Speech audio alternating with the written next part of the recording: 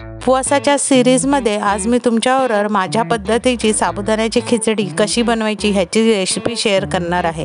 ह्या रेसिपीमध्ये मी साबुदाणा भिजत घालण्यापासून ते अगदी साबुदाणा शिजेपर्यंत काही टिप्स आणि ट्रिक्स सांगितले आहेत, तर व्हिडिओ शेवटपर्यंत नक्की बघा। नमस्कार, मी उर्वी सावंत पंगत तुमची आमचीमध्ये तुमच्या सगळ्यांचं खूप खूप स्वागत करत आहे। साबुदाणा खिचडी करण्यासाठी इथे मी 2 वाटी एवढे साबुदाणे घेतले आहेत। ते आपल्याला आता एका भांड्यात घेऊन स्वच्छ 2दा धुवून घ्यायचे आहेत। आता हे 2दा साबुदाणे चांगले स्वच्छ मी धुवून घेतलेत। आता हे आपल्याला भिजत घालायचे आहेत। साबुदाणे बुडतील एवढं पाणी आपल्याला त्याच्यात घालायचं आहे आणि ते 10 ते 15 मिनिटांसाठी भिजत ठेवायचे आहेत। आता तुम्ही बघू शकता 10 मिनिटांनंतर ह्यातलं पाणी काढलंय आणि आता ते रात्रभर भिजत ठेवण्यासाठी मी साधारण 1 बोट एवढंसं असं बुडेल एवढं पाणी मी ठेवलेलं आहे आणि आता हे रात्रभर साबुदाणे आपल्याला असे भिजत ठेवायचे आहेत।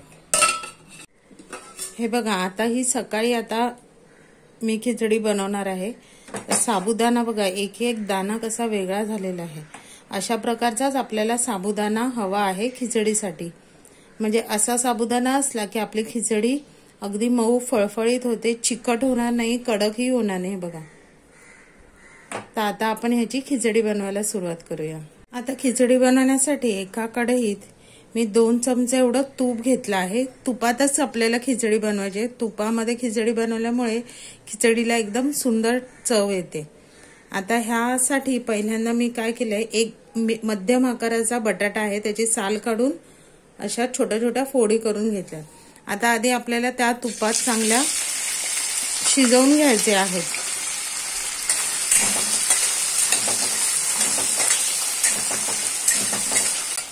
आता झाकण लावून त्याला चांगलं आपण शिजवून घेऊया। आता बटाटे आपले शिजतायत तोवर आपण काय करायचं, हे जे साबुदाणे आहेत त्याच्यात 1 वाटीभर एवढा दाण्याचा कूट,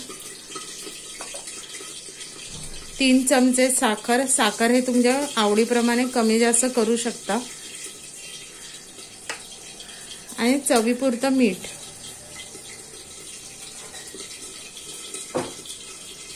हे सगळं घालून आपल्याला स्वच्छ हाताने हे सगळं साबुदाण्याला व्यवस्थित मिक्स करून घ्यायचं आहे।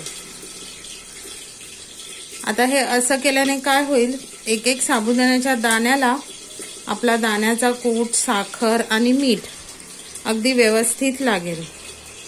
तुम्हाला जर दाण्याचा कूट जास्त आवडत असेल तर थोडा जास्त घातला तरी काही हरकत नाही। त्याला झाकण लावून आपण साईडला ठेवून देऊया। आता तुम्ही बघू शकता इथे बटाटे आपले चांगले गोल्डन ब्राऊन रंग येऊन चांगले शिजलेले। आता ही आपण काय करूया, काढून घेऊया। बटाटे मस्त गोल्डन ब्राऊन करून आपण तळून घेतलेली आहेत। आता त्याच कढईत त्याच तुपात मी 1 चमचा एवढं जिरं, 2 मिरच्या, कढीपत्ता,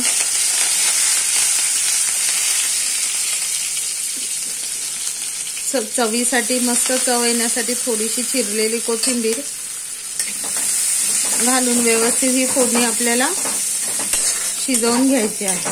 ते 2 सेकंदानंतर आपण त्याच्यात हे जे मिक्स केलेलं साबुदाण्याचं मिश्रण आहे ते त्याच्यात घालायचं।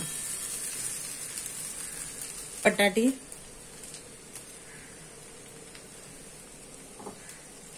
आणि कोथिंबीर, खिचडी व्यवस्थित ढवळून घ्यायची।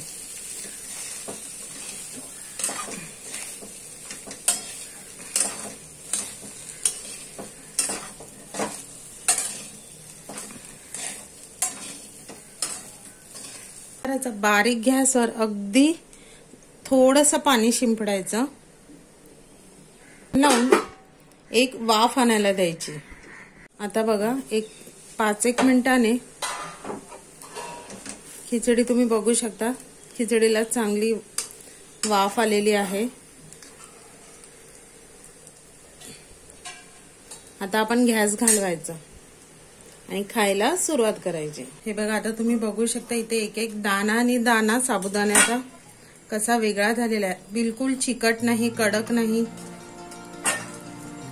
मी सांगितलेल्या पद्धतीने तुम्ही जर साबुदाण्याची खिचडी कराल ना तर ती कधीच फसणार नाही. अगदी तुम्ही फर्स्ट टाइम करायला गेलात तरीही नाही.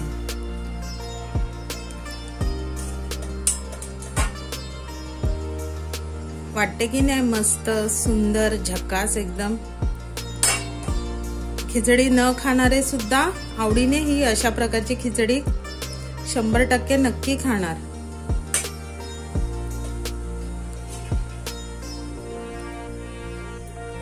मग तुम्हाला ही जर माझी साबुदाण्याच्या खिचडीची रेसिपी आवडली तर रेसिपीला लाईक करा, शेअर करा, कमेंट करा.